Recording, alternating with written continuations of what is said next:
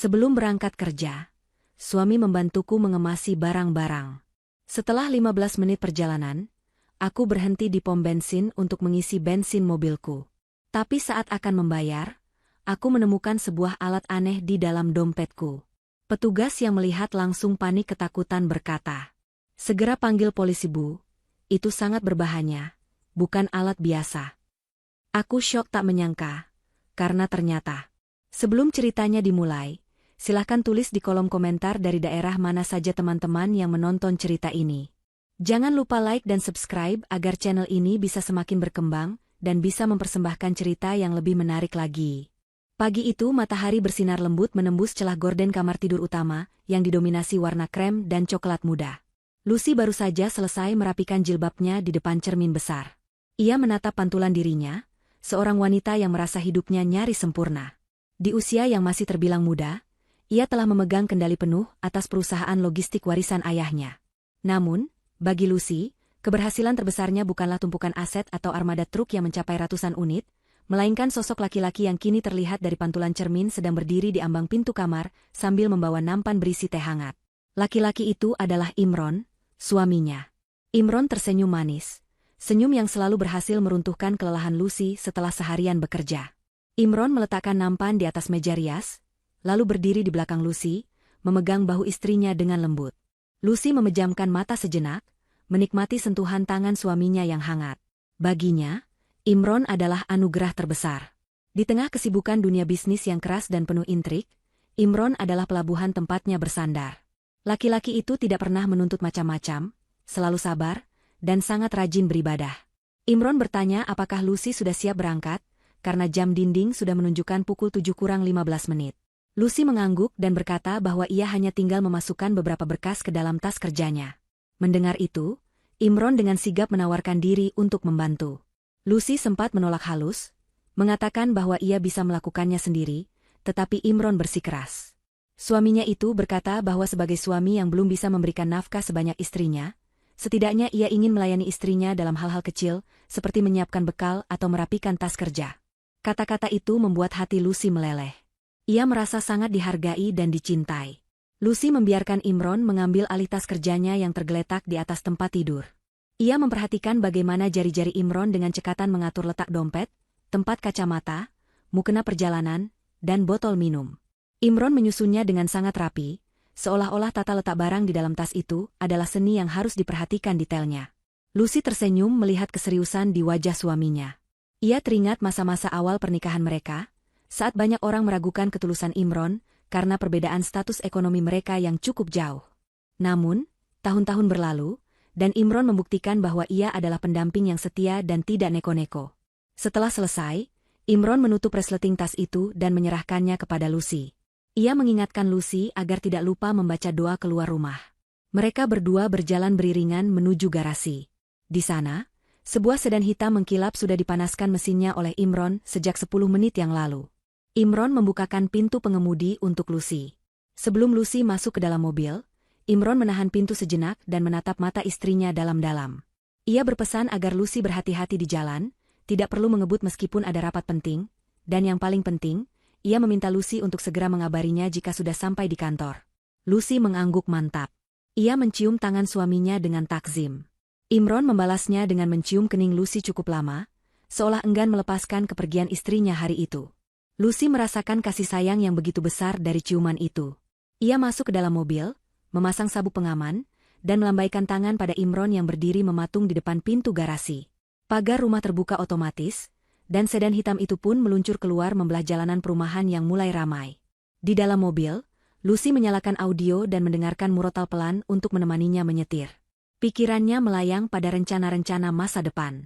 Ia ingin segera menyelesaikan proyek gudang baru di luar kota, agar bisa mengambil cuti panjang dan pergi umroh berdua bersama Imron. Ia merasa bersalah karena akhir-akhir ini terlalu sibuk sehingga waktu berkualitas bersama suami agak berkurang. Lucy berjanji dalam hati, setelah bulan ini berakhir, ia akan memprioritaskan Imron di atas segalanya. Ia ingin membelikan Imron mobil baru sebagai hadiah ulang tahun bulan depan, menggantikan mobil lama Imron yang sudah sering mogok. Jalanan menuju pusat kota cukup padat, namun lancar. Lucy menikmati perjalanannya. 15 menit berlalu sejak ia meninggalkan rumah. Tiba-tiba, Lampu indikator bensin di dashboard berkedip menyala, diiringi bunyi peringatan halus. Lucy menepuk jidatnya pelan. Ia lupa mengisi bensin kemarin sore saat pulang kerja, karena terburu-buru ingin memasakkan makan malam untuk Imron. Ia melirik jarum penunjuk bahan bakar yang sudah berada di garis merah paling bawah. Ia khawatir jika memaksakan diri sampai ke pom bensin langganannya di dekat kantor, mobilnya akan mogok di tengah jalan tol. Matanya menyapu jalanan sekitar. Kebetulan, sekitar 200 meter di depan, ada sebuah pom bensin tua yang jarang ia singgahi. Pom bensin itu terlihat sepi dan agak kusam catnya, kalah bersaing dengan pom bensin baru yang lebih modern di seberang jalan. Namun, karena posisi pom bensin itu ada di jalur kiri searah dengan laju mobilnya, Lucy memutuskan untuk mengisi bensin di sana saja. Ia menyalakan lampu sein kiri dan membelokkan setir perlahan memasuki area pom bensin tersebut. Suasana di pom bensin itu lengang. Hanya ada satu mobil bak terbuka yang sedang mengisi angin di kejauhan. Lucy menghentikan mobilnya tepat di depan mesin pompa nomor 2. Ia mematikan mesin mobil, lalu menurunkan kaca jendela. Seorang petugas laki-laki parubaya dengan seragam yang warnanya sudah memudar berjalan menghampiri mobil Lucy. Petugas itu, yang di name tagnya tertulis nama Asep, tersenyum ramah meski wajahnya terlihat lelah dan ada bekas luka bakar samar di lehernya. Pak Asep menyapa Lucy dengan sopan dan menanyakan jenis bahan bakar serta nominal pengisian. Lucy menyebutkan jenis bahan bakar terbaik untuk mobilnya dan meminta diisi penuh. Sambil menunggu Pak Asep memproses pengisian, Lucy meraih tas kerjanya yang tergeletak di jok penumpang sebelah kiri. Ia bermaksud mengambil dompet untuk menyiapkan kartu pembayaran. Tas itu terasa sedikit lebih berat dari biasanya. Mungkin karena botol minumnya terisi penuh, pikir Lucy. Ia membuka resleting tas dan mulai merogoh ke dalam. Karena tasnya cukup dalam dan penuh dengan sekat, Lucy agak kesulitan menemukan dompetnya yang tadi dimasukkan oleh Imron. Tanpa sengaja, saat Lucy menarik dompet panjangnya keluar, posisi tasnya miring dan mulut tas terbuka lebar. Beberapa barang kecil ikut tertarik keluar. Sebuah lipstik menggelinding jatuh ke karpet mobil, dan bersamaan dengan itu, sebuah benda asing berbentuk kotak kecil berwarna hitam logam ikut terjatuh. Benda itu tidak jatuh ke dalam mobil, melainkan memantul di tepi jok dan menggelinding keluar melewati jendela mobil yang terbuka, lalu jatuh tepat di dekat kaki Pak Asep yang sedang memegang nozzle bensin. Bunyi benda itu beradu dengan aspal terdengar cukup nyaring. Ting! Lucy terkejut dan spontan menengok ke bawah. Ia melihat benda hitam seukuran kotak korek api itu tergeletak di aspal. Ada lampu kecil berwarna merah di sisi benda itu yang berkedip sangat pelan, nyaris tak terlihat jika tidak diperhatikan dengan saksama. Lucy merasa asing dengan benda itu. Ia tidak pernah merasa memiliki gantungan kunci atau alat elektronik seperti itu. Mungkin itu milik Imron yang terbawa, pikirnya polos. Pak Asep yang mendengar bunyi benda jatuh itu, refleks menunduk untuk mengambilkannya. Tangan tuanya yang kasar meraih benda logam hitam tersebut. Namun, begitu jari-jarinya menyentuh permukaan benda itu dan matanya menangkap detail bentuk serta lampu kedipnya, tubuh Pak Asep membeku seketika. Wajahnya yang tadi ramah berubah pucat pasi dalam hitungan detik. Matanya terbelalak lebar, memancarkan ketakutan yang luar biasa. Tangan Pak Asep gemetar hebat, seolah ia sedang memegang bara api neraka. Napas Pak Asep tercekat. Ingatannya seakan terlempar ke masa lalu, ke masa puluhan tahun silam saat ia masih mengenakan seragam gegana. Ia mengenali struktur benda itu. Ia tahu persis apa arti lampu merah yang berkedip ritmis itu. Ini bukan mainan. Ini bukan alat elektronik biasa. Ini adalah pemicu. Pemicu kematian. Lucy yang melihat perubahan drastis pada ekspresi Pak Asep menjadi bingung. Ia bertanya dengan nada khawatir, menanyakan apakah petugas itu sakit. Namun Pak Asep tidak menjawab. Petugas itu mundur perlahan, langkah demi langkah, menjauh dari mobil Lucy seolah mobil itu adalah monster yang siap menerkam. Keringat dingin mengucur deras di pelipis Pak Asep. Ia menjatuhkan nozzle bensin yang masih mengucurkan sedikit sisa bahan bakar ke lantai. Dengan suara yang serak dan penuh teror, Pak Asep akhirnya berteriak. Teriakannya memecah keheningan pagi di pom bensin tua itu. Ia memerintahkan Lucy untuk tidak bergerak. Ia melarang keras Lucy menyalakan mesin mobil. Suaranya begitu keras dan panik, hingga membuat Lucy gemetar ketakutan di balik kemudi. Lucy tidak mengerti apa yang terjadi. Mengapa benda kecil yang jatuh dari dompetnya itu bisa membuat seorang petugas pom bensin bereaksi seakan baru saja melihat hantu. Jantung Lucy berdegup kencang, firasat buruk mulai merayapi tengkuknya. Pagi yang manis itu seketika berubah menjadi awal dari mimpi buruk yang tak pernah ia bayangkan. Kepanikan melanda pom bensin tua itu dalam sekejap. Pak Asep masih berdiri kaku dalam jarak aman, napasnya memburu tidak beraturan. Tangannya masih menunjuk ke arah mobil Lucy dengan gemetar. Lucy, yang duduk terpaku di kursi pengemudi, merasakan darahnya berdesir dingin. Ia belum pernah melihat seseorang setakut ini. Wajah Pak Asep bukan hanya takut, tapi ada bayangan trauma mendalam yang seolah bangkit kembali. Lucy mencoba membuka mulut untuk bertanya, tapi suaranya tercekat di tenggorokan. Pak Asep berteriak lagi, kali ini lebih tegas meski suaranya masih bergetar. Ia memerintahkan Lucy untuk melepaskan sabuk pengaman dengan gerakan sangat pelan. Ia memperingatkan agar Lucy tidak membuat guncangan sekecil apapun pada mobil. Lucy menuruti perintah itu dengan tangan gemetar. Klik. Bunyi sabuk pengaman yang terlepas terdengar begitu nyaring di telinga Lucy yang berdenging. Pak Asep kemudian menyuruh Lucy keluar dari mobil perlahan-lahan, tanpa menutup pintu kembali. Lucy melangkah keluar, kakinya terasa lemas seperti jeli. Ia dipandu Pak Asep untuk berjalan menjauh, terus menjauh hingga mereka berlindung di balik tembok beton kantor pengelola pom bensin yang berjarak sekitar 50 meter dari mobil sedan hitam itu. Begitu sampai di tempat aman, Pak Asep langsung merogoh saku celananya, mengeluarkan ponsel jadulnya, dan menekan nomor darurat. Lucy bisa mendengar Pak Asep berbicara dengan operator polisi. Bahasanya sangat teknis, menyebutkan kode-kode yang tidak Lucy pahami, jenis pemicu, perkiraan radius ledakan, dan istilah-istilah bahan peledak. Lucy menatap Pak Asep dengan pandangan baru. Petugas pom bensin yang terlihat sederhana ini jelas bukan orang sembarangan. Cara bicaranya di telepon berubah menjadi tegas dan taktis. Berbeda jauh dengan kepanikan awalnya, seolah jiwa prajurit lamanya telah mengambil alih kendali. Setelah menutup telepon, Pak Asep menoleh ke arah Lucy yang sedang duduk bersandar di dinding sambil memeluk tasnya erat-erat. Wajah Lucy pucat, air mata mulai menggenang di pelupuk matanya karena ketakutan dan kebingungan. Pak Asep menjelaskan dengan suara rendah bahwa benda yang jatuh dari dompet Lucy tadi adalah remote trigger jarak jauh untuk bom jenis C4. Alat itu dirancang untuk mendeteksi sinyal dari induk bom. Jika pemicu itu terpisah jarak tertentu dari bom utamanya, atau jika sinyal terputus, bom akan meledak. Beruntung benda itu jatuh tepat di dekat mobil saat mobil berhenti, sehingga sinyalnya masih terhubung kuat. Jika benda itu tertinggal di rumah atau terjatuh di jalan saat mobil melaju, ceritanya akan tamat saat itu juga. Lucy menutup mulutnya dengan tangan, menahan jeritan. Ia tidak percaya dengan apa yang didengarnya. Bom? Di mobilnya? Siapa yang mau membunuhnya? Ia merasa tidak punya musuh. Bisnisnya berjalan bersih, ia tidak pernah bersengketa dengan siapapun. Pikirannya buntu. Tidak sampai 10 menit, suasana di sekitar pom bensin berubah mencekam namun sunyi. Tidak ada sirine yang meraung-raung. Polisi datang menggunakan mobil-mobil preman dan van hitam tanpa penanda. Rupanya Pak Asep sudah mewanti-wanti agar kedatangan polisi dilakukan secara senyap, silent operation, untuk mencegah pelaku mengetahui bahwa rencananya gagal jika pelaku sedang memantau dari jauh. Tim gegana dengan perlengkapan lengkap turun dari van hitam. Mereka bergerak cepat dan efisien, memblokir akses jalan di depan pom bensin dengan dalih ada kebocoran pipa gas bawah tanah. Area disterilkan dalam radius 100 meter. Seorang wanita dengan pakaian kemeja putih dan celana taktis hitam berjalan mendekati Lucy dan Pak Asep. Ia memperkenalkan diri sebagai Detektif Sari. Wajahnya tegas namun tatapannya menenangkan.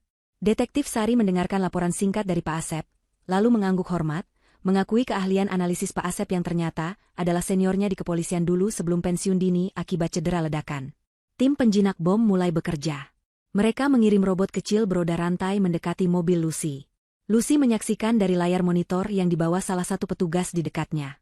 Kamera robot itu menyusup ke bagian bawah mobil. Di sana, di balik sasis, tepat di bawah kursi pengemudi, terlihat sebuah bungkusan rapi yang ditempel menggunakan magnet industri yang sangat kuat. Kabel-kabel berwarna-warni terhubung ke sebuah detonator digital. Bungkusan itu tidak besar, tapi cukup untuk menghancurkan mobil beserta isinya menjadi serpihan logam hangus. Detektif Sari menghela napas panjang melihat visual itu. Ia berbalik menghadap Lucy.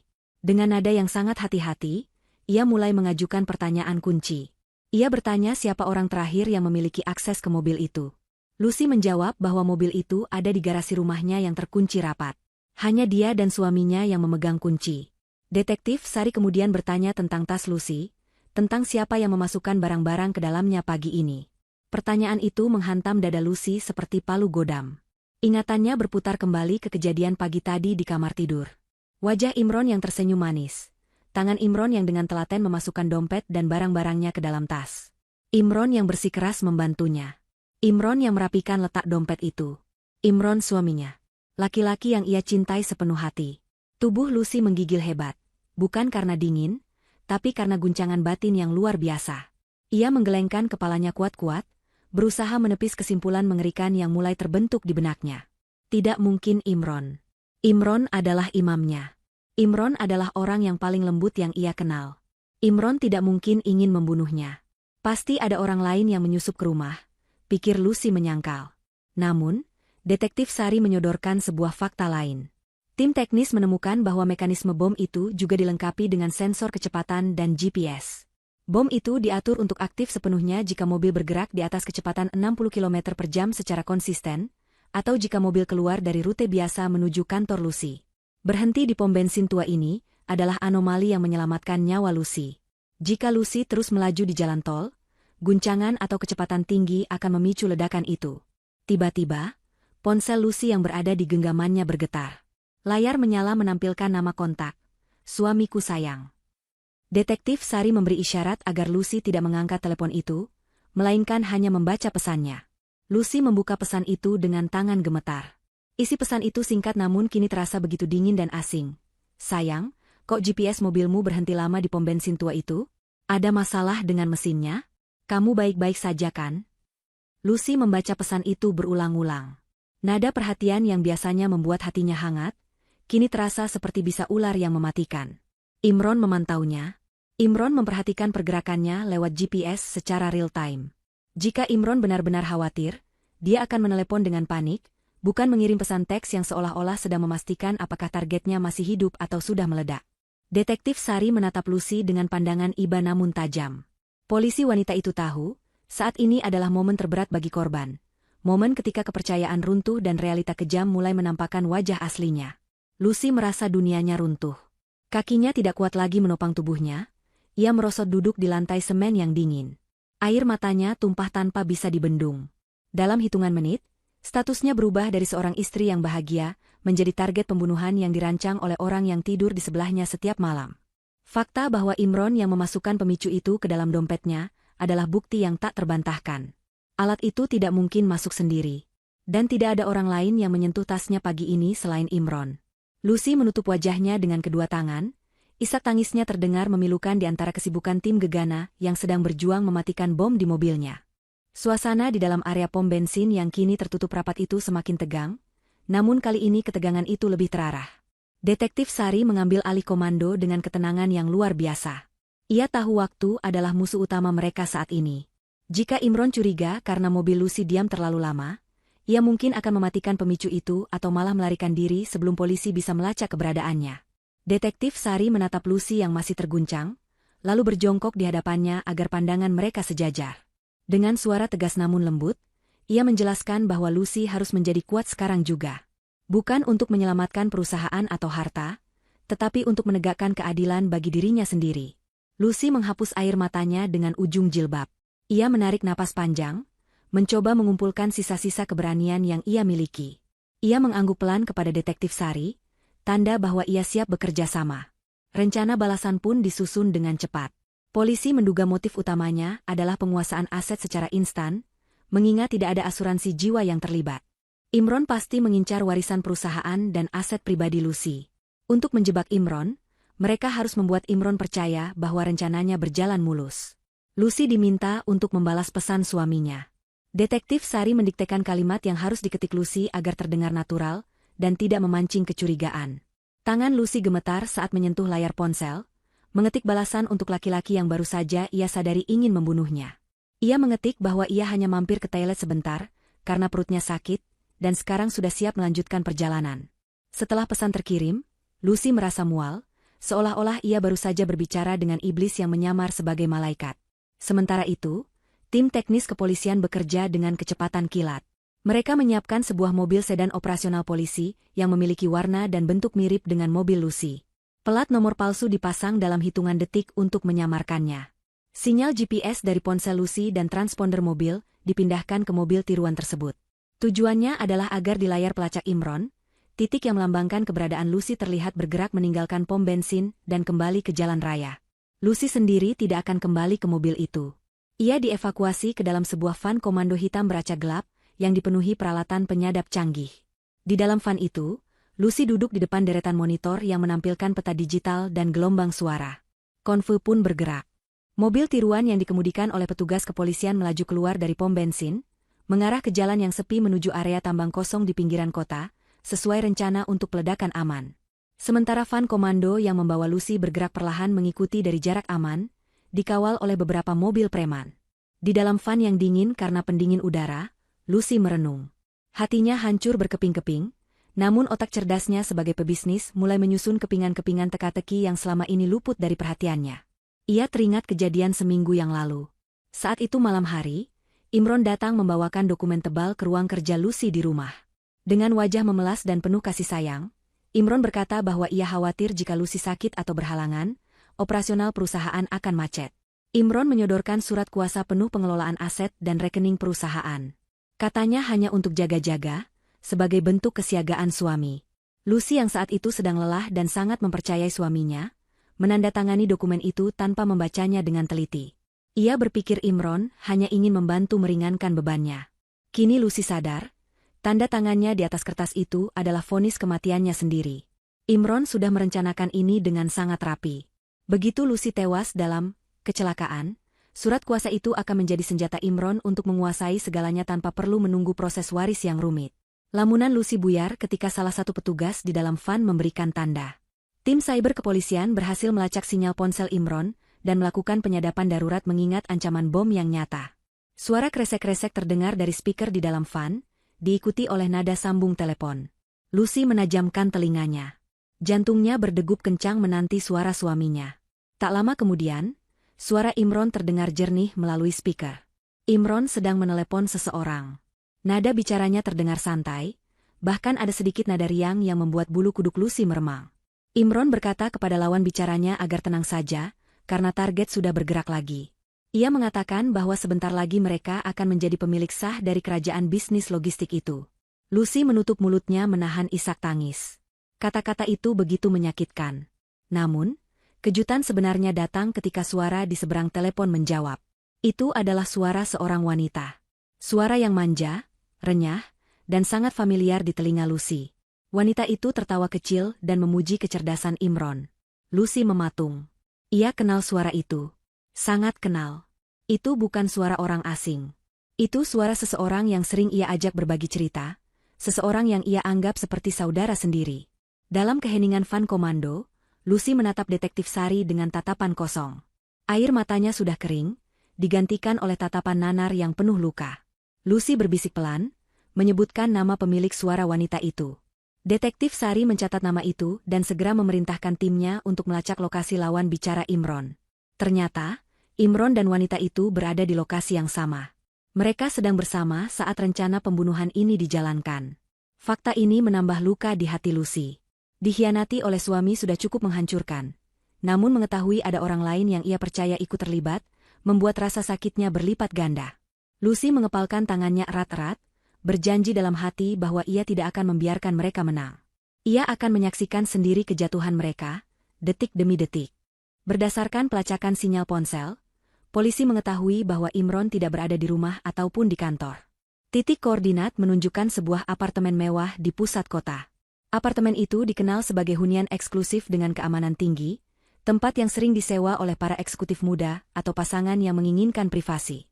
Tim kepolisian segera bergerak mengepung lokasi tersebut secara diam-diam, sementara van komando yang membawa Lucy parkir di area basement gedung sebelah agar tetap tersembunyi namun cukup dekat untuk memantau situasi. Melalui kamera pengintai jarak jauh dan penyadap suara yang semakin diperkuat, situasi di dalam unit apartemen itu mulai terkuak. Lucy duduk di depan layar monitor di dalam van, matanya terpaku pada visual yang dikirimkan oleh tim pengintai. Di layar itu, ia melihat ruang tamu apartemen yang ditata modern minimalis. Di sana, duduk di sofa kulit berwarna abu-abu, adalah Imron. Suaminya itu terlihat santai, kaki disilangkan, sambil memegang cangkir kopi.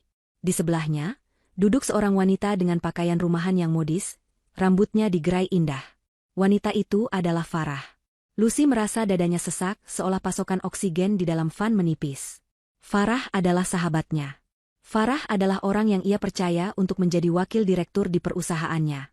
Farah adalah teman pengajiannya setiap minggu, teman curhat tempat Lucy berkeluh kesah tentang lelahnya bekerja. Lucy sering mentraktir Farah, memberinya hadiah-hadiah mahal, bahkan menganggap anak Farah seperti keponakannya sendiri. Ternyata, di balik senyum manis dan nasihat-nasihat bijak Farah selama ini, tersimpan belati yang tajam. Lucy melihat bagaimana Farah menyandarkan kepalanya di bahu Imron dengan mesra, sebuah pemandangan yang membuat perut Lucy mual. Percakapan mereka terdengar jelas melalui speaker van. Tidak ada pesta pora, tidak ada musik keras. Suasananya begitu domestik dan tenang, seolah mereka adalah pasangan suami istri sah yang sedang menikmati hari libur. Namun topik pembicaraan mereka sangatlah mengerikan. Imron berkata sambil menatap layar ponselnya yang menampilkan pergerakan GPS mobil tiruan, bahwa sebentar lagi Lucy akan sampai di titik yang ditentukan. Farah menanggapi dengan antusias, ia bertanya apakah ledakannya akan terdengar sampai ke sana. Imron tertawa kecil dan mengelus rambut Farah, mengatakan bahwa mereka hanya akan mendengar kabar beritanya di televisi. Farah kemudian bangkit dari sofa dan berjalan menuju dapur pantry untuk mengambil camilan. Sambil berjalan, ia mengingatkan Imron tentang satu hal penting. Farah berkata dengan nada serius agar Imron memastikan brankas di ruang kerja Lucy di kantor segera diamankan begitu kabar kematian Lucy tersiar. Farah menyebutkan bahwa ia sudah memanipulasi laporan keuangan selama 6 bulan terakhir dan menumpuk bukti aslinya di brankas pribadi Lucy, agar seolah-olah Lucy lah yang melakukan penggelapan itu jika ada audit. Farah khawatir jika polisi menyelidiki terlalu dalam, jejak digital penggelapan uang yang ia lakukan untuk membiayai gaya hidup mewahnya akan tercium. Mendengar itu, Lucy ternganga. Jadi bukan hanya perselingkuhan dan pembunuhan, Farah juga telah merampok perusahaannya dari dalam. Selama ini Lucy heran mengapa keuntungan perusahaan sedikit menurun meski volume pengiriman naik, dan Farah selalu beralasan bahwa itu karena kenaikan biaya operasional dan solar. Lucy yang percaya penuh pada sahabatnya tidak pernah mengecek ulang secara detail. Ternyata uang itu mengalir ke kantong Farah dan mungkin juga Imron. Lucy merasa bodoh, sangat bodoh. Kebaikan hatinya telah dimanfaatkan habis-habisan oleh 2 orang terdekatnya. Imron menenangkan Farah.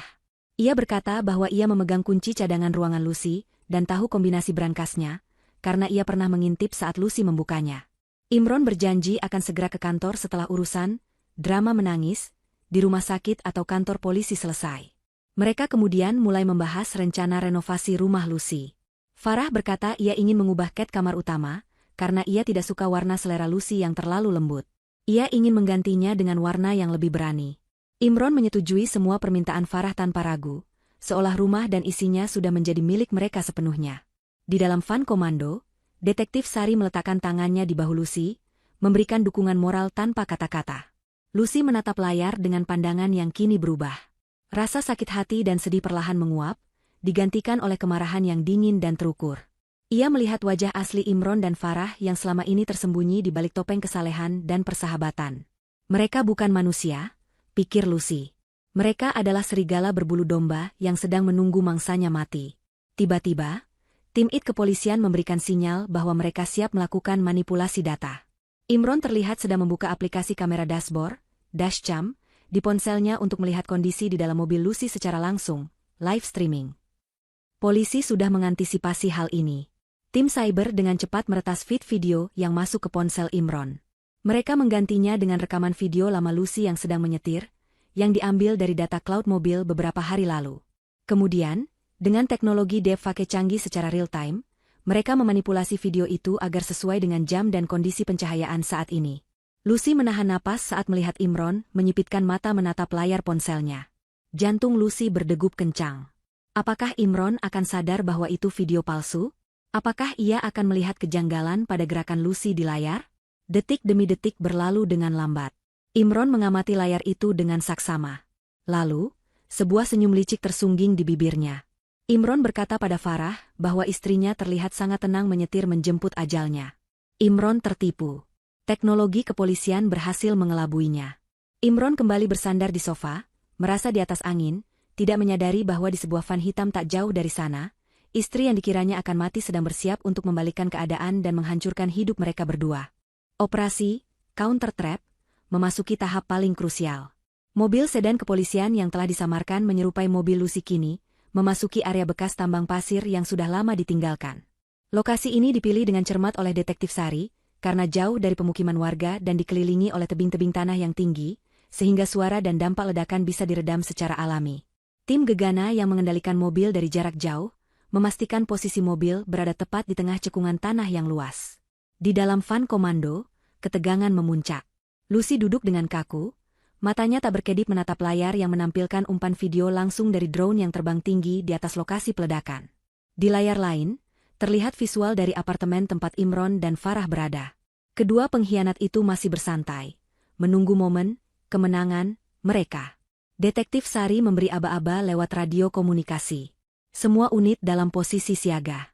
Tim media kepolisian juga sudah siap dengan skenario berita palsu yang akan disiarkan melalui saluran radio lokal yang frekuensinya telah diatur agar terdengar jelas di apartemen Imron. Hitungan mundur dimulai. 3, 2, 1. Di layar monitor drone, terlihat kilatan api yang menyilaukan muncul dari bagian bawah mobil sedan itu. Detik berikutnya, sebuah ledakan dahsyat merobek kesunyian area tambang. Mobil itu terangkat ke udara, terbelah menjadi serpihan-serpihan logam yang berapi, lalu jatuh berhamburan ke tanah dengan suara dentuman yang menggelegar. Asap hitam pekat membumbung tinggi ke angkasa, membentuk cendawan raksasa yang mengerikan. Meskipun Lucy hanya melihatnya dari layar, ia bisa merasakan getaran imajiner yang meremukan hatinya. Itu adalah mobil kesayangannya, tempat ia sering menghabiskan waktu, tempat ia dan Imron sering bepergian bersama. Kini, mobil itu hancur lebur, persis seperti hancurnya kepercayaannya pada Imron. Bersamaan dengan ledakan itu, sinyal GPS di ponsel Imron mati mendadak. Di apartemen, Imron tersentak kaget. Ia segera mengecek aplikasi pelacaknya. Titik yang melambangkan mobil Lucy menghilang dari peta. Sesuai rencana, Imron mengira bom itu meledak karena guncangan atau kecepatan mobil. Ia menatap Farah dengan mata berbinar. Farah yang sedang mengunyah apel langsung berhenti dan menatap Imron penuh tanya. Tak lama kemudian, siaran radio di apartemen yang sengaja dinyalakan Imron memutus lagu yang sedang diputar. Suara penyiar berita terdengar dengan nada mendesak, melaporkan, breaking news. Berita itu mengabarkan telah terjadi kecelakaan fatal dan ledakan sebuah mobil sedan hitam di jalur lingkar luar kota. Diduga pengemudi tewas di tempat karena kondisi mobil yang hangus terbakar. Imron dan Farah saling berpandangan. Senyum lebar perlahan mengembang di wajah mereka. Imron berdiri dan merentangkan tangannya, lalu memeluk Farah dengan erat. Mereka bersorak kegirangan, melompat-lompat kecil seperti anak kecil yang baru mendapat hadiah mainan. Kita berhasil, sayang. Kita kaya raya, seru Imron sambil mencium pipi Farah. Farah tertawa lepas, tawa yang terdengar sangat jahat di telinga Lucy yang mendengarnya lewat penyadap. Mereka berpelukan erat, merayakan kematian Lucy seolah itu adalah pencapaian terbesar dalam hidup mereka. Mereka mulai membayangkan uang yang akan masuk rekening, posisi direktur yang akan dipegang Farah, dan kebebasan yang akan mereka nikmati tanpa gangguan Lucy. Di dalam van komando, suasana hening. Semua petugas menatap layar dengan ekspresi jijik melihat tingkah laku Imron dan Farah. Detektif Sari melirik Lucy. Ia khawatir Lucy akan histeris melihat suaminya merayakan kematiannya. Namun, reaksi Lucy justru sebaliknya. Wanita itu duduk tegak, wajahnya dingin seperti es. Air matanya sudah benar-benar kering. Tidak ada lagi kesedihan di matanya, hanya ada tatapan tajam penuh perhitungan. Lucy menyaksikan perayaan kematiannya sendiri dengan ketenangan yang menakutkan. Ia melihat betapa murahnya harga nyawanya di mata orang yang ia cintai. Dan saat itu juga, sisa-sisa rasa cinta di hati Lucy mati, terkubur bersama puing-puing mobil yang meledak tadi. Imron melepaskan pelukannya dan mulai bersiap-siap. Ia merapikan bajunya, mengacak sedikit rambutnya agar terlihat berantakan, dan berlatih memasang wajah sedih di depan cermin. Ia berkata pada Farah bahwa ia harus segera pergi ke kantor polisi untuk melapor dan berakting sebagai suami yang berduka. "Kamu jangan muncul dulu," pesan Imron pada Farah. "Biar aku yang urus air mata buaya ini di depan polisi dan media. Kamu tunggu di sini, pantau berita." Farah mengangguk patuh dan memberikan kecupan penyemangat untuk Imron. Imron mengambil kunci mobilnya dan berjalan keluar apartemen dengan langkah ringan, seolah beban berat baru saja terangkat dari pundaknya. Ia tidak tahu bahwa setiap langkahnya sedang dipantau, dan ia sedang berjalan lurus menuju perangkap yang jauh lebih mematikan daripada bom yang ia rakit. Imron memacu mobilnya menuju kantor polisi terdekat dengan kecepatan sedang. Sepanjang perjalanan, ia terus melatih ekspresi wajahnya. Ia memikirkan hal-hal sedih, bukan tentang kematian istrinya, melainkan tentang kucing peliharaannya yang mati 5 tahun lalu, untuk memancing air mata keluar. Ia ingin tampil sempurna. Ia ingin semua orang, polisi, wartawan, dan keluarga besar Lucy, percaya bahwa ia adalah korban yang paling menderita dalam tragedi ini. Sesampainya di kantor polisi, Imron langsung berlari masuk ke lobi. Ia bertanya dengan suara serak dan panik kepada petugas resepsionis tentang kabar kecelakaan yang ia dengar di radio. Petugas yang sudah diinstruksikan oleh Detektif Sari segera mengarahkan Imron ke ruang tunggu khusus. Di sana, Imron mulai memainkan perannya. Ia duduk merosot di kursi, menundukkan kepala, dan mulai terisak-isak. Bahunya berguncang hebat. Beberapa polisi yang lewat menatapnya dengan simpati, atau setidaknya pura-pura simpati. Tak lama kemudian, Detektif Sari masuk ke ruangan itu. Wajahnya datar dan profesional. Imron langsung berdiri dan menghambur ke arah Detektif Sari, mencengkeram lengan detektif itu. "Bu polisi, istri saya. Katakan itu bukan istri saya. Katakan berita itu salah," teriak Imron histeris. Air mata buayanya mengalir deras membasahi pipi. Aktingnya luar biasa meyakinkan, layak mendapatkan piala penghargaan. Detektif Sari menatap Imron dengan tenang, sedikitpun tidak terpengaruh oleh drama murahan itu. Dalam hati, ia muak melihat kemunafikan di depannya. Detektif Sari meminta Imron duduk kembali.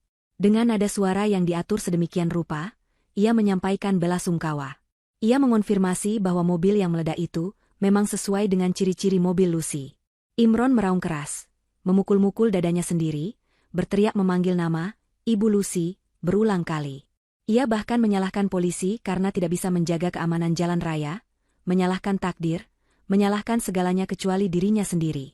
Ia berkata betapa ia sangat mencintai istrinya dan tidak bisa hidup tanpanya. Lucy, yang menyaksikan semua adegan ini dari balik kaca satu arah di ruang sebelah, merasa perutnya mual. Ia melihat betapa piawainya Imron berbohong. Kata-kata manis yang dulu sering diucapkan Imron padanya, kini terdengar seperti sampah.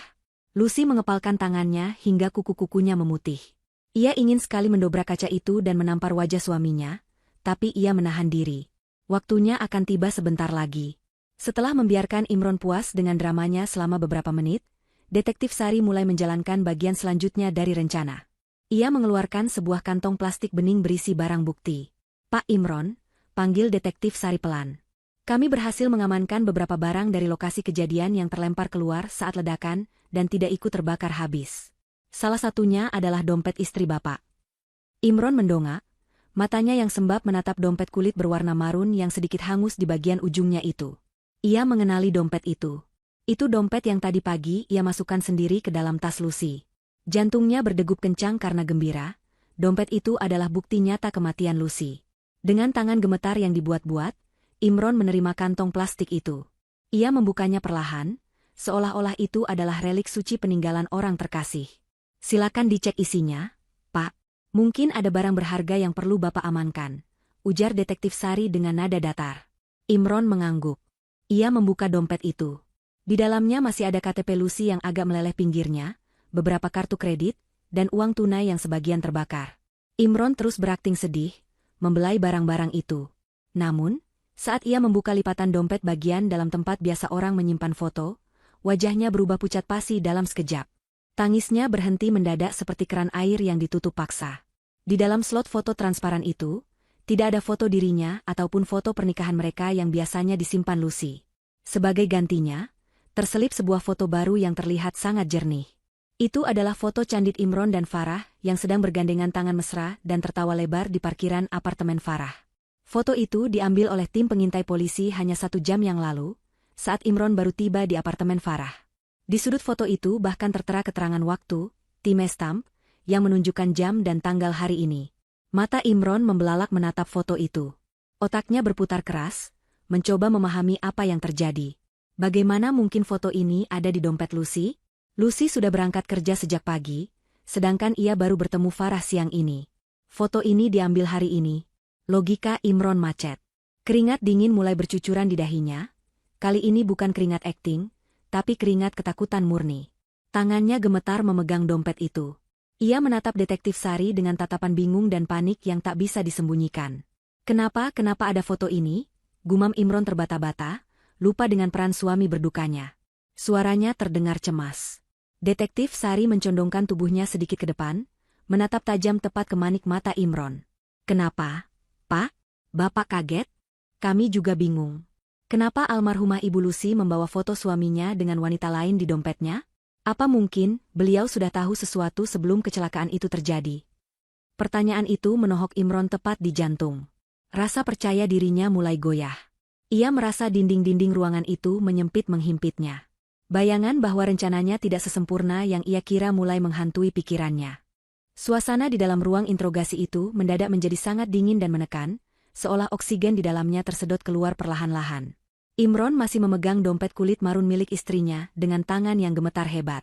Matanya terpaku pada lembaran foto di tangannya, foto dirinya dan Farah yang sedang tertawa lepas sambil bergandengan tangan. Foto itu begitu tajam, begitu nyata, dan yang paling mengerikan adalah tanggal serta jam yang tertera di sudut bawahnya. Baru 1 jam yang lalu. Bagaimana mungkin foto ini bisa berada di dalam dompet istrinya yang sudah meninggal dalam ledakan mobil? Logika Imron berputar liar, bertabrakan satu sama lain mencari jawaban yang masuk akal. Keringat dingin sebesar biji jagung mulai bermunculan di keningnya, meluncur turun melewati pelipisnya yang berdenyut kencang. Detektif Sari duduk di seberang meja dengan ketenangan yang mematikan. Ia tidak mendesak Imron dengan bentakan kasar, melainkan dengan tatapan mata yang seolah mampu menembus hingga ke dasar jiwa Imron yang paling gelap. Ia membiarkan kebisuan itu menggantung di udara, membiarkan rasa panik tumbuh subur di benak Imron. Detektif Sari tahu, bagi seorang pembohong ulung seperti Imron, keheningan adalah musuh terbesarnya. Imron akan berusaha mengisi keheningan itu dengan alasan-alasan, dan disitulah ia akan tergelincir. Akhirnya, dengan suara yang terdengar pecah dan dipaksakan, Imron mendongak menatap Detektif Sari. Ia berusaha menarik kembali topeng, suami yang berduka, yang sempat terlepas tadi. Ia berdeham, mencoba mengembalikan wibawanya. Ia berkata bahwa ia tidak tahu menahu tentang foto itu. Ia berdalih bahwa mungkin ada orang iseng yang menaruhnya di sana, atau mungkin itu rekayasa digital. Imron bahkan mencoba membalikan keadaan dengan menuduh polisi tidak profesional, karena membiarkan barang bukti tercemar oleh benda asing. Namun, suara Imron terdengar sumbang. Tidak ada lagi keyakinan dalam nada bicaranya. Ketakutan telah menggerogoti fondasi sandiwaranya. Detektif Sari tersenyum tipis, senyum yang tidak mencapai matanya. Ia mencondongkan tubuhnya sedikit ke depan, menopang dagu dengan kedua tangan yang saling bertaut. Dengan nada suara yang rendah dan penuh intrik, ia berkata bahwa polisi tidak pernah menyentuh isi bagian dalam dompet itu sebelum Imron membukanya. Detektif Sari menambahkan sebuah hipotesis yang membuat jantung Imron seakan berhenti berdetak. Ia berkata, bagaimana jika Ibu Lucy sebenarnya sudah tahu tentang hubungan gelap suaminya?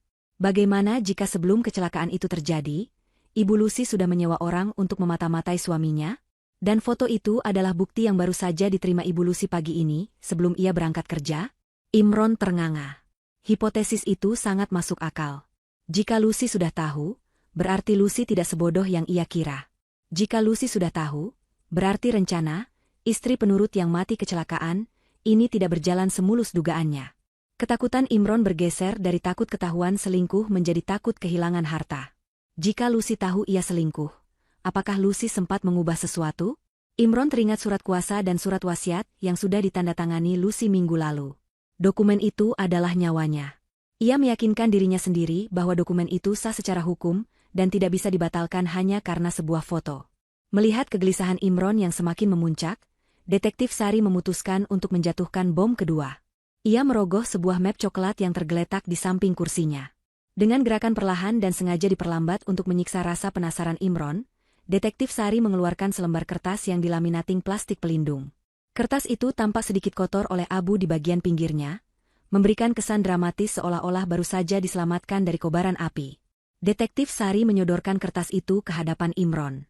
Ia menjelaskan bahwa tim forensik menemukan dokumen ini di dalam laci dashboard mobil yang kebetulan tidak hancur total, karena terlindungi oleh struktur rangka baja dashboard. Detektif Sari menyebutnya sebagai surat wasiat terbaru. Mendengar kata terbaru, mata Imron langsung membelalak tamak. Ia menyambar kertas itu dengan kasar dari atas meja, tidak peduli lagi pada sopan santun. Dalam benaknya, ini pasti salinan surat wasiat yang ia sodorkan minggu lalu. Ia ingin memastikan bahwa namanya masih tertulis di sana sebagai ahli waris tunggal. Imron mulai membaca dokumen itu dengan napas memburu. Namun, semakin matanya menelusuri baris demi baris kalimat yang tertulis di sana, semakin pucat wajahnya. Matanya bergerak liar dari kiri ke kanan, membaca ulang kalimat-kalimat itu seolah tidak percaya dengan apa yang dilihatnya. Tulisan tangan di kertas itu sangat mirip dengan tulisan tangan Lucy. Tentu saja, karena Lucy yang menulisnya sendiri di ruang sebelah 10 menit yang lalu. Isi surat itu bagaikan petir di siang bolong bagi Imron.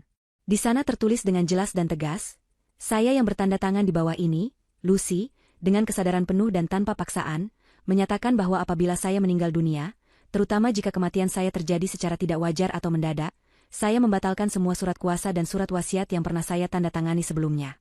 Saya mewakafkan seluruh aset perusahaan, tanah, bangunan, dan seluruh isi tabungan saya untuk pembangunan masjid jami di kota ini, serta untuk biaya pendidikan dan kesejahteraan anak-anak yatim piatu di panti asuhan yang telah ditunjuk oleh pengacara saya. Adapun kepada suami saya, Imron, saya tidak meninggalkan sepeser pun harta benda, karena saya percaya dia sudah cukup mampu menghidupi dirinya sendiri, dan saya ingin harta saya menjadi amal jariah yang bersih di mata Tuhan. Tangan Imron gemetar begitu hebat hingga kertas itu berbunyi kersik karena guncangan. Napasnya tercekat di tenggorokan. Matanya merah padam, bukan karena tangis sedih, melainkan karena amarah yang meledak. Harta yang sudah ia bayangkan, perusahaan yang sudah ia impikan, mobil-mobil mewah yang sudah ia pilih dalam angan-angan, semuanya lenyap dalam sekejap mata. Raib, hangus, digantikan oleh sumbangan amal. Bagi Imron yang serakah, ini adalah bencana yang lebih buruk daripada kematian itu sendiri. Ia merasa dirampok. Ia merasa dicurangi. Tanpa bisa menahan diri lagi, topeng Imron hancur berkeping-keping. Ia lupa bahwa ia sedang berada di kantor polisi. Ia lupa bahwa ia sedang berperan sebagai suami yang kehilangan istri. Sifat aslinya yang temperamental dan gila harta menyeruak keluar. Imron membanting kertas itu ke meja dengan keras, menimbulkan bunyi, brak, yang menggema di ruangan sempit itu. Ia berdiri, menunjuk-nunjuk detektif Sari dengan wajah yang terdistorsi oleh kemarahan. Ini gila. Ini pasti palsu, teriak Imron dengan suara menggelegar. Urat-urat lehernya menonjol keluar. Surat ini tidak sah.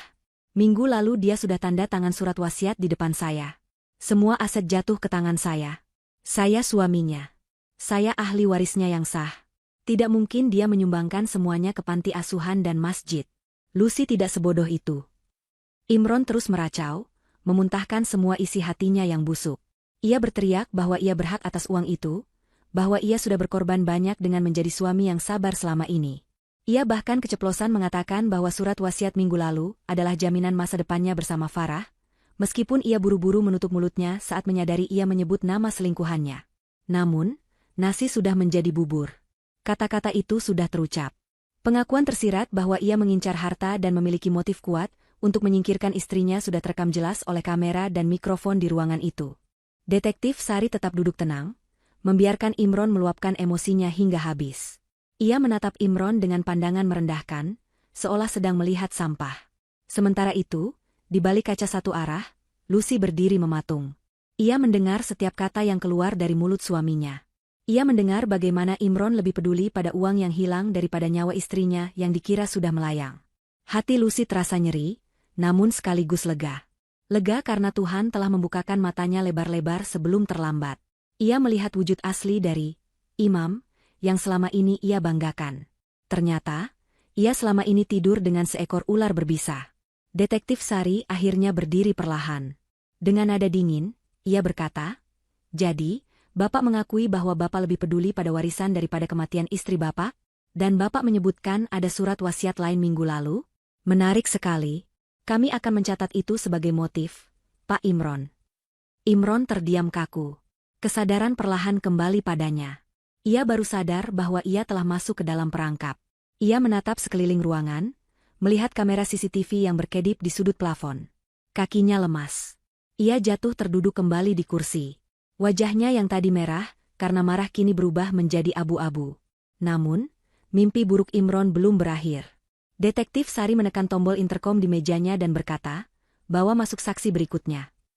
Matahari mulai terbenam di ufuk barat, menyisakan semburat jingga yang perlahan ditelan oleh kegelapan malam.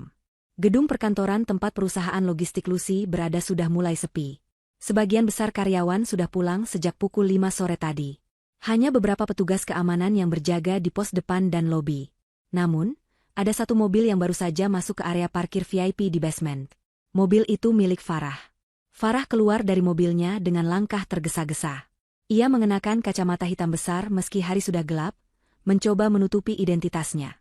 Jantungnya berdegup kencang, campuran antara adrenalin karena kejahatan yang ia lakukan dan kegembiraan, karena membayangkan kekayaan yang akan segera ia nikmati.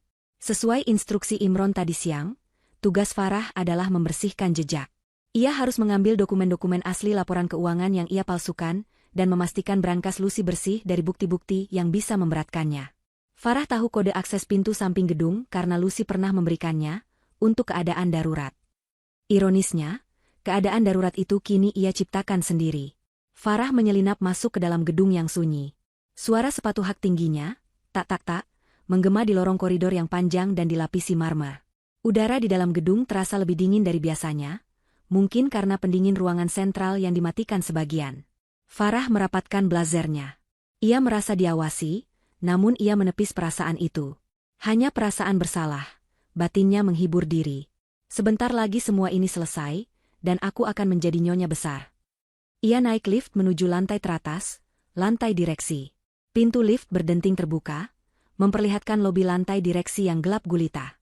Hanya lampu indikator merah dari pintu keluar darurat yang memberikan sedikit penerangan.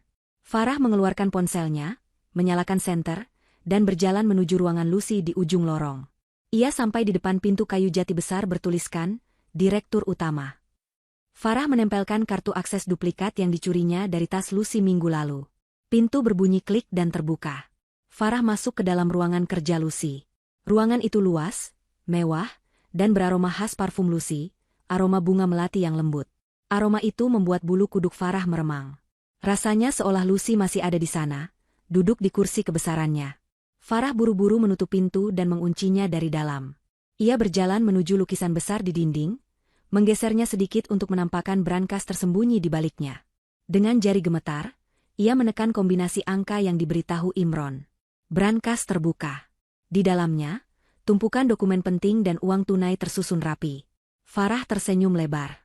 Ia segera mengambil tumpukan map merah, laporan keuangan asli yang disembunyikan Lucy. Ia berniat membawanya keluar dan membakarnya di tempat aman. Namun, saat ia hendak memasukkan dokumen itu ke dalam tas besarnya, tiba-tiba terdengar suara klak yang keras dari arah pintu. Farah menoleh kaget. Ia mencoba memutar gagang pintu, tapi terkunci. Bukan terkunci biasa, tapi terkunci secara elektronik. Sistem Smart Office di kantor ini rupanya telah diaktifkan dari jarak jauh. Farah mulai panik. Ia mencoba menekan tombol buka di panel dinding, tapi tidak ada respon. Lampu indikator panel itu mati. Detik berikutnya, lampu utama di ruangan itu mulai berkedip-kedip tidak beraturan. Z. Nyala, mati, nyala, mati. Suasana menjadi seperti di film horor. Bayangan benda-benda di ruangan itu seolah bergerak-gerak setiap kali lampu berkedip. Farah mundur ketakutan, punggungnya menabrak meja kerja Lucy. Napasnya mulai sesak. Siapa di sana?" teriak Farah dengan suara bergetar. "Jangan main-main, Pak Satpam. Ini saya, Bu Farah." Hening. Tidak ada jawaban. Hanya suara dengung listrik yang menakutkan. Lalu, dari speaker yang terpasang di langit-langit ruangan, speaker yang biasanya digunakan untuk pengumuman atau memutar musik instrumental, terdengar suara desis statis. Kresek. Kemudian, sebuah suara muncul. Suara yang sangat Farah kenal. Suara yang seharusnya sudah tidak ada di dunia ini. "Assalamualaikum, Farah." Suara itu terdengar berat, bergema, dan dingin. Itu suara Lucy. Farah menjerit, menutup telinganya dengan kedua tangan. Tubuhnya merosot ke lantai. Ia gemetar hebat. Ia yakin Lucy sudah mati. Imron bilang mobilnya meledak hancur lebur. Jadi yang bicara ini pastilah arwah Lucy yang gentayangan menuntut balas. Tolong jangan ganggu aku." Rintih Farah sambil menangis ketakutan. Wajahnya dibenamkan ke lutut. Suara Lucy kembali terdengar, kali ini lebih tajam dan menusuk. "Kenapa kamu takut, Farah? Bukankah kamu sahabatku? Bukankah kamu yang ingin menggantikan posisiku? Sekarang kamu sudah di ruanganku, duduk di dekat kursiku. Kenapa malah menangis?" Farah menggeleng-gelengkan kepalanya kuat-kuat. "Maafkan aku, Lucy. Maafkan aku. Aku hilaf. Aku tidak bermaksud membunuhmu. Itu semua ide Imron. Imron yang merencanakan bom itu. Aku cuma ikut-ikutan." Farah berteriak histeris, mengaku dosa karena rasa takut yang luar biasa terhadap hantu. Dalam kepanikan irasionalnya, ia berpikir jika ia mengaku, arwah Lucy akan memaafkannya dan pergi. Di kantor polisi, Lucy duduk di depan mikrofon di ruang pemantauan teknis. Ia menatap layar monitor yang menampilkan rekaman CCTV dari ruang kerjanya, yang dilengkapi fitur night vision. Ia melihat Farah yang meringkuk di lantai seperti tikus yang terpojok. Lucy berbicara lagi ke mikrofon dengan nada datar namun penuh penekanan. Kamu mengkhianati persahabatan kita demi uang. Farah, kamu dan suamiku merencanakan kematianku saat aku memperlakukanmu seperti saudara kandungku sendiri? Di mana hati nurani kalian? Aku salah. Aku salah besar. Raung Farah di dalam ruangan itu, suaranya menggema memantul dinding. Aku iri padamu, Lucy. Kamu punya segalanya. Kamu kaya, punya suami tampan, punya perusahaan. Aku cuma ingin merasakan hidup sepertimu. Tolong jangan bunuh aku. Ambil saja semua uangnya kembali. Laporan keuangannya ada di tanganku. Aku mengaku menggelapkan dana 2 miliar. Tolong biarkan aku pergi. Pengakuan itu keluar begitu saja. Jelas, terperinci, dan terekam sempurna. Farah tidak sadar bahwa ia sedang berbicara dengan Lucy yang masih hidup, bukan hantu. Ia juga tidak sadar bahwa di kantor polisi, di sebuah ruang interogasi yang dingin, Imron sedang duduk terpaku menatap layar monitor besar yang baru saja dinyalakan oleh detektif Sari. Imron menyaksikan semuanya. Ia melihat Farah, kekasih gelapnya, wanita yang ia gadang-gadang menjadi ratu barunya, kini sedang bersujud-sujud di lantai sambil meneriakkan nama Imron sebagai otak pembunuhan. Wajah Imron pucat pasi, lebih pucat dari mayat. Ia melihat Farah menyerahkan semua kartu as mereka. Farah mengakui perselingkuhan, mengakui rencana pembunuhan, dan mengakui korupsi perusahaan. Detektif Sari menekan tombol pos pada remote kontrol di tangannya, membekukan wajah Farah yang sedang menangis histeris di layar monitor. Ruang interogasi itu sunyi senyap, namun kesunyian itu lebih memekakan telinga daripada teriakan. Detektif Sari menoleh perlahan ke arah Imron yang sudah kehilangan nyawanya, nyawa keberaniannya. Nah, Pak Imron, ujar detektif Sari dengan nada final. Selingkuhan Bapak sudah bernyanyi sangat merdu. Dia menyebut nama Bapak berkali-kali sebagai otak di balik bom itu. Ditambah dengan reaksi Bapak terhadap surat wasiat palsu tadi, rasanya kami tidak butuh pengakuan tertulis lagi dari Bapak. Penjara seumur hidup sudah menunggu di depan mata. Imron tidak menjawab. Ia tidak bisa menjawab. Lidahnya keluh. Dunianya yang ia bangun di atas kebohongan dan keserakahan telah runtuh sepenuhnya dalam waktu kurang dari 2 jam. Ia hanya bisa menatap kosong ke lantai, menyadari bahwa karma telah datang menjemputnya dengan cara yang paling menyakitkan. Keheningan yang menyelimuti ruang interogasi itu terasa begitu berat dan mencekik, seolah-olah udara di dalamnya telah berubah menjadi timah cair yang menekan paru-paru. Imron masih terpaku di kursinya, matanya menatap nanar ke arah layar monitor hitam yang baru saja dimatikan oleh detektif Sari. Bayangan wajah Farah yang menangis histeris dan mengakui segala kejahatan mereka masih terpatri jelas di retinanya. Suara pengakuan Farah yang menuduhnya sebagai otak pembunuhan masih terngiang-ngiang di telinganya, bagaikan rekaman rusak yang diputar berulang-ulang tanpa henti. Imron merasa sekelilingnya berputar. Rencana sempurna yang ia susun berbulan-bulan, skenario yang ia latih setiap malam di depan cermin, dan mimpi-mimpi tentang kekayaan tanpa batas, semuanya hancur lebur hanya dalam hitungan jam. Ia merasa telanjang, terpojok, dan tidak memiliki tempat untuk bersembunyi lagi. Detektif Sari berdiri dari kursinya dengan gerakan perlahan namun penuh otoritas. Ia berjalan memutari meja, mendekati pintu besi ruang interogasi. Tanpa menoleh ke arah Imron, ia mengetuk pintu itu 3 kali dengan ritme yang khas. Tok tok tok. Bunyi ketukan itu terdengar menggema di ruangan yang sunyi, memberikan sinyal bahwa babak terakhir dari drama ini akan segera dimulai. Imron menunduk, menatap kedua tangannya yang saling meremas di atas meja. Ia menunggu polisi lain masuk untuk menyeretnya ke sel tahanan. Ia sudah pasrah. Ia berpikir bahwa permainan sudah berakhir dan ia kalah. Namun, Imron salah. Hukuman yang sebenarnya belum dimulai. Pintu besi berat itu terbuka dengan suara berderit yang menyayat hati. Langkah kaki terdengar memasuki ruangan. Bukan langkah kaki sepatu bot polisi yang berat dan tegas, melainkan langkah kaki sepatu hak wanita yang terdengar ritmis dan anggun. Tak. Imron mengenali bunyi langkah itu. Itu adalah irama langkah yang sering ia dengar setiap pagi di rumahnya, langkah seseorang yang biasa menyiapkan sarapan dan menyambutnya dengan senyum. Jantung Imron berhenti berdetak sesaat. Bulu kuduknya meremang hebat. Ia perlahan mengangkat kepalanya, takut dengan apa yang akan ia lihat. Di ambang pintu, berdiri sosok yang membuat darah Imron membeku seketika. Lucy, istrinya. Wanita yang seharusnya sudah menjadi serpihan daging hangus di dalam mobil yang meledak itu, kini berdiri tegak di hadapannya. Lucy terlihat sangat hidup, sangat nyata, dan sangat sehat. Tidak ada luka sedikit pun di tubuhnya. Jilbabnya tertata rapi membingkai wajahnya yang tenang namun dingin sedingin es.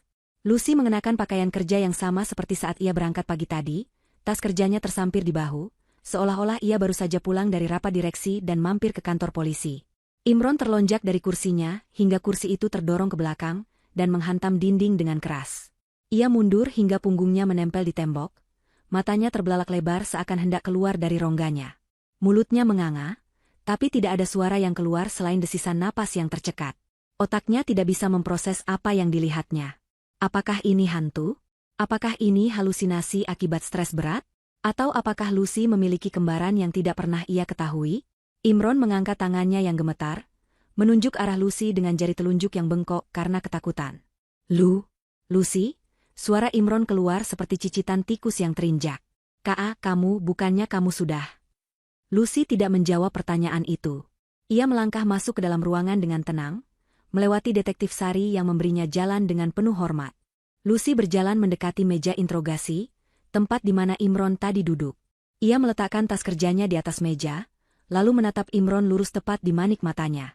Tatapan Lucy bukan tatapan marah yang meledak-ledak, bukan pula tatapan sedih seorang istri yang dikhianati. Itu adalah tatapan kosong, hampa, tatapan seseorang yang melihat orang asing yang tidak memiliki arti apa-apa lagi dalam hidupnya. Duduklah, Mas Imron, kata Lucy dengan suara datar. Suaranya terdengar sangat normal, dan justru kenormalan itulah yang membuat situasi ini semakin mengerikan bagi Imron. Kita perlu bicara sebentar sebelum kamu pindah ke rumah barumu di penjara. Imron menggelengkan kepalanya kuat-kuat, berusaha mengusir bayangan itu. Ia meraba wajahnya sendiri, memastikan ia tidak sedang bermimpi. Tidak mungkin. Aku melihat mobilmu meledak. Aku melihat videonya. Berita di radio, semuanya bilang kamu mati. Teriak Imron histeris, separuh waras separuh gila. Ia merasa dipermainkan oleh alam semesta. Detektif Sari, yang berdiri bersedekap di dekat pintu, akhirnya buka suara. Yang Bapak lihat itu adalah video rekayasa yang kami kirimkan khusus ke ponsel Bapak. Yang Bapak dengar di radio itu adalah siaran palsu yang hanya dipancarkan ke frekuensi radio di apartemen selingkuhan Bapak. Dan mobil yang meledak itu mobil operasional kami yang sudah rusak, bukan mobil istri Bapak. Istri Bapak aman bersama kami sejak detik pertama bom itu ditemukan. Penjelasan itu menghantam Imron seperti palu godam. Kakinya lemas seketika. Ia merosot jatuh terduduk di lantai, menatap Lucy dari bawah. Jadi selama ini ia diawasi? Jadi selama ia bersorak gembira merayakan kematian Lucy bersama Farah, Lucy sedang menontonnya? Rasa malu yang luar biasa menyergap Imron, bercampur dengan rasa takut akan konsekuensi hukum yang menantinya. Ia menyadari betapa bodoh dan cerobohnya dia. Ia telah masuk ke dalam perangkap tikus yang ia gali sendiri. Lucy berjalan memutari meja dan berdiri di hadapan Imron yang sedang berlutut di lantai. Lucy merogoh saku blazernya dan mengeluarkan sebuah benda kecil. Benda itu adalah pemicu bom berwarna hitam dengan lampu indikator yang kini sudah dimatikan. Lucy melemparkan benda itu ke pangkuan Imron. Benda itu mendarat dengan bunyi buk pelan. Imron menatap benda mematikan itu dengan ngeri. Benda yang seharusnya menjadi tiketnya menuju kekayaan, kini menjadi tiketnya menuju kehancuran. Kamu lupa satu hal, Mas, ujar Lucy pelan, namun setiap katanya terdengar jelas di ruangan yang sunyi itu. Kamu lupa bahwa Allah tidak pernah tidur. Kamu bisa merencanakan kejahatan serapi mungkin, kamu bisa memalsukan senyummu semanis madu setiap pagi, kamu bisa berpura-pura menjadi imam yang saleh di hadapanku. Tapi kamu tidak bisa menyembunyikan niat busukmu dari Yang Maha Kuasa. Dan tahukah kamu? Allah menyelamatkanku lewat cara yang paling sederhana. Lewat barang yang terjatuh dari dompetku di pom bensin tua. Hanya karena benda kecil itu jatuh, skenario besarmu hancur berantakan. Imron mendongak, air mata mulai mengalir di pipinya. Kali ini air mata penyesalan yang terlambat, atau mungkin air mata mengasihani diri sendiri. Ia mencoba merangkak mendekati kaki Lucy, hendak memegang ujung celana panjang istrinya untuk memohon ampun. Bu Lucy, tolong maafkan Mas. Mas hilaf, Bu. Mas digoda setan. Mas dihasut oleh Farah. Ini semua ide Farah, Bu. Mas tidak mau membunuh Ibu, Mas sayang sama Ibu. Tolong cabut laporannya, Bu. Kita bisa perbaiki ini semua. Mas janji akan berubah. Lucy mundur selangkah, menghindari sentuhan tangan Imron seolah tangan itu penuh dengan kuman penyakit yang menjijikan. Wajah Lucy menampakkan ekspresi jijik yang tidak ditutup-tutupi. Ia menatap suaminya yang kini merengek seperti anak kecil, sosok yang dulu ia banggakan sebagai kepala rumah tangga yang berwibawa. Jangan sebut nama Allah dengan mulut kotormu itu, Imron, desis Lucy tajam. Dan jangan limpahkan kesalahanmu pada Farah. Aku melihat rekaman CCTV dari apartemen. Aku mendengar suaramu yang tertawa bahagia saat mengira aku sudah mati. Aku mendengar rencanamu untuk menguasai hartaku dan menendang keluargaku keluar dari perusahaan. Kamu bukan hilaf, Imron. Kamu jahat. Kamu serakah. Kamu adalah monster yang menyamar menjadi manusia. Lucy menghela napas panjang, melepaskan beban yang selama ini menghimpit dadanya. Dulu, aku bekerja keras siang malam untuk membangun perusahaan ini agar kita bisa hidup nyaman.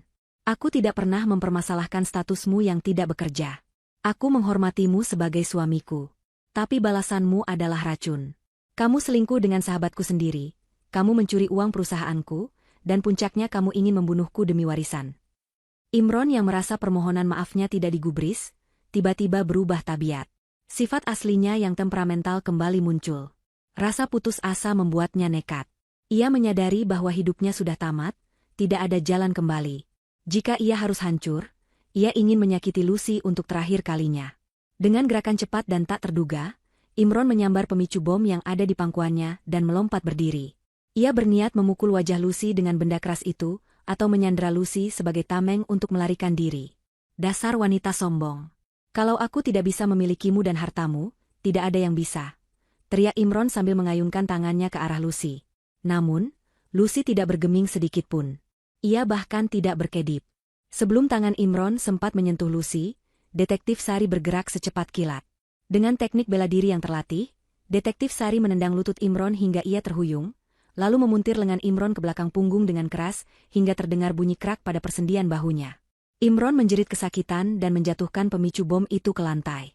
Detektif Sari membanting tubuh Imron ke meja interogasi, menekan wajahnya ke permukaan meja yang dingin, dan memasang borgol di kedua pergelangan tangannya dengan kencang. Tersangka mencoba menyerang korban dan petugas. Seru Detektif Sari tegas. Ini akan menjadi pasal tambahan yang memberatkan hukumanmu, Pak Imron. Imron mengerang kesakitan, napasnya tersengal-sengal, wajahnya terhimpit di meja. Ia tidak bisa bergerak lagi. Ia hanya bisa menatap Lucy dari sudut matanya. Lucy masih berdiri tegak di tempatnya, menatap Imron dengan pandangan terakhir, pandangan perpisahan abadi. Lucy mendekatkan wajahnya sedikit ke telinga Imron, lalu berbisik dengan nada yang menusuk tulang, "Uang yang kamu kejar setengah mati itu, sekarang akan menjadi saksi yang membiayai pengacara terbaik untuk memastikan kamu membusuk di penjara seumur hidupmu. Nikmatilah sisa hidupmu di dalam kotak beton, Mas. Aku sudah bebas darimu." Tanpa menunggu jawaban, Lucy berbalik badan. Ia mengambil tas kerjanya, mengangguk hormat kepada Detektif Sari, dan berjalan keluar dari ruang interogasi dengan langkah ringan. Ia tidak menoleh ke belakang lagi. Meskipun Imron berteriak-teriak memanggil namanya dengan penuh kemarahan dan keputusasaan. Lucy menutup pintu besi itu rapat-rapat, meninggalkan masa lalunya yang kelam di belakang, dan bersiap menyongsong masa depan yang baru. 3 bulan telah berlalu sejak insiden yang nyaris merenggut nyawa Lucy. Proses persidangan kasus percobaan pembunuhan berencana dan penggelapan dana korporasi itu menjadi sorotan media massa di seluruh kota. Ruang sidang selalu penuh sesak oleh wartawan dan masyarakat yang penasaran dengan akhir dari drama rumah tangga yang menghebohkan ini. Hari ini adalah hari pembacaan vonis. Hakim ketua mengetukkan palunya 3 kali dengan tegas, tok tok tok, menandakan keputusan final telah diambil.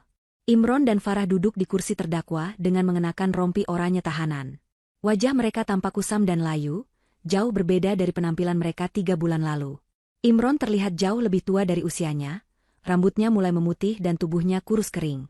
Farah, yang dulu selalu tampil modis dan glamor, kini hanya bisa menunduk malu dengan wajah tanpa riasan yang memperlihatkan kantung mata hitam dan kulit yang tak terawat. Mereka tidak saling bicara, bahkan tidak saling pandang. Hubungan gelap yang didasari nafsu dan keserakahan itu, hancur seketika saat keduanya saling menyalahkan di depan penyidik, demi meringankan hukuman masing-masing. Hakim membacakan vonis dengan suara lantang. Imron dijatuhi hukuman 20 tahun penjara atas tuduhan percobaan pembunuhan berencana, kepemilikan bahan peledak ilegal, dan persekongkolan jahat. Tidak ada keringanan hukuman karena ia terbukti sebagai otak pelaku dan tidak menunjukkan penyesalan tulus, malah sempat mencoba menyerang korban. Farah dijatuhi hukuman 15 tahun penjara atas keterlibatannya dalam rencana pembunuhan dan penggelapan dana perusahaan sebesar miliaran rupiah. Selain itu, seluruh aset Farah disita negara untuk mengganti kerugian perusahaan Lucy. Mendengar vonis itu, Imron lemas di kursinya. Ia mencoba mengajukan banding dengan suara parau, tapi pengacaranya hanya menggeleng lemah. Tahu bahwa bukti-bukti yang ada, rekaman suara, CCTV, sidik jari di bom, dan pengakuan Farah, sudah terlalu kuat dan tak terbantahkan. Imron diseret keluar ruang sidang oleh petugas kejaksaan, diiringi cemoohan dari pengunjung sidang. Lucy yang duduk di barisan depan pengunjung hanya menatap datar, lalu berdiri dan berjalan keluar ruangan dengan kepala tegak. Ia tidak merasakan kemenangan yang euforia, hanya rasa lega yang mendalam karena keadilan telah ditegakkan. Nasib Imron di dalam penjara ternyata jauh lebih mengerikan daripada yang ia bayangkan. Penjara bukan hanya soal kehilangan kebebasan, tapi juga soal bertahan hidup di tengah hukum rimba. Ternyata, di luar sepengetahuan Lucy, Imron memiliki hutang gaya hidup yang cukup besar kepada seorang rentenir untuk membiayai gengsinya di depan teman-temannya dan membelikan hadiah-hadiah mewah untuk Farah. Sang rentenir, yang memiliki koneksi kuat di dalam penjara, mengetahui Imron masuk bui. Ia mengirimkan pesan kepada narapidana lain di blok Imron. Akibatnya, hidup Imron di penjara menjadi neraka dunia. Setiap hari Imron menjadi bulan-bulanan narapidana lain. Jatah makanannya sering diambil paksa. Ia disuruh melakukan pekerjaan-pekerjaan kotor seperti membersihkan WC umum penjara dengan sikat gigi, dan ia tidak memiliki teman satupun yang melindunginya karena ia masuk penjara tanpa membawa uang sepeser pun. Wajah tampannya yang dulu ia banggakan kini sering lebam dan penuh luka. Di malam yang dingin di balik jeruji besi, Imron sering menangis sendirian, meratapi nasibnya dan merindukan kasur empuk di rumah Lucy yang dulu ia sia-siakan. Ia sadar, ini adalah karma instan yang dibayar tunai. Keserakahannya telah merenggut segalanya. Sementara itu, Farah mengalami nasib yang tak kalah menyedihkan di penjara wanita. Ia dikucilkan oleh narapidana lain karena cap, pelakor, dan pengkhianat sahabat yang melekat padanya. Kecantikannya memudar dengan cepat karena stres dan gizi buruk. Ia yang terbiasa hidup mewah dengan perawatan salon jutaan rupiah kini, harus mandi dengan air dingin dan sabun batangan murah. Tidak ada yang menjenguknya, bahkan keluarganya sendiri malu mengakuinya. Farah menghabiskan hari-harinya dengan penuh penyesalan, menyadari bahwa ia telah menukar persahabatan tulus Lucy dengan penderitaan panjang demi laki-laki yang ternyata juga tidak bisa melindunginya. Di sisi lain, kehidupan Lucy perlahan mulai tertata kembali. Ia melakukan bersih-bersih, besar-besaran di perusahaannya. Ia memecat semua staf yang terindikasi bersekongkol dengan Farah dan menggantinya dengan tim manajemen baru yang profesional dan berintegritas. Lucy belajar dari kesalahannya, ia tidak lagi mudah percaya begitu saja pada orang lain tanpa pengawasan. Pengalaman pahit ini telah menempanya menjadi pemimpin yang lebih kuat, tegas, dan bijaksana. Bisnisnya justru semakin berkembang pesat setelah tikus-tikus di dalamnya dibuang. Lucy menyibukkan dirinya dengan kegiatan amal dan pengembangan bisnis, menemukan kebahagiaan baru dalam kemandiriannya. Ia membuktikan bahwa ia tidak butuh laki-laki seperti Imron untuk bahagia. Suatu sore yang cerah, mobil MPV mewah terbaru milik Lucy meluncur membelah jalanan kota. Kali ini Lucy duduk di kursi penumpang belakang, disopiri oleh sopir pribadinya. Mobil itu berhenti di sebuah pom bensin tua yang sama tempat kejadian 3 bulan lalu. Lucy meminta sopirnya berhenti sejenak. Ia turun dari mobil dengan senyum mengembang. Pom bensin itu sudah terlihat sedikit lebih rapi, mungkin karena renovasi kecil-kecilan. Seorang pria parubaya berseragam security baru yang gagah terlihat sedang mengatur antrian kendaraan. Itu adalah Pak Asep. Lucy menghampirinya. Pak Asep yang melihat kedatangan Lucy langsung terkejut dan memberi hormat dengan sikap sempurna ala militer, meski senyum hangat menghiasi wajah tuanya. Lucy tidak datang untuk mengisi bensin, melainkan untuk menepati janjinya. Pak Asep, sapa Lucy ramah. Bagaimana kabar Bapak? Surat pengangkatan Bapak sudah saya siapkan. Pak Asep berkaca-kaca. Hari itu juga, Lucy resmi mengangkat Pak Asep menjadi kepala keamanan logistik di gudang utama perusahaannya. Gaji yang ditawarkan Lucy 5 kali lipat lebih besar dari gaji Pak Asep sebagai petugas pom bensin. Fasilitas kesehatan dan tunjangan pendidikan untuk anak-anak Pak Asep juga dijamin sepenuhnya. Lucy tahu, tanpa kejelian mata tua Pak Asep dan keberaniannya hari itu, ia sudah tidak ada di dunia ini. Ini adalah cara Lucy membalas budi, sekaligus memberi Pak Asep penghormatan yang layak bagi seorang pahlawan tanpa tanda jasa. Pak Asep menangis haru, mencium tangan Lucy berkali-kali, bersyukur kepada Tuhan karena kebaikan yang datang tak disangka-sangka.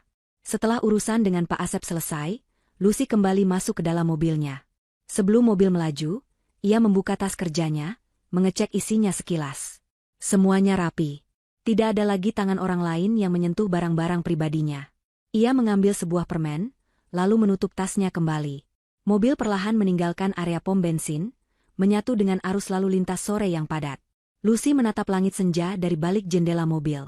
Ia teringat kembali pada momen di mana pemicu bom itu jatuh dari dompetnya. Sebuah kebetulan? Bukan.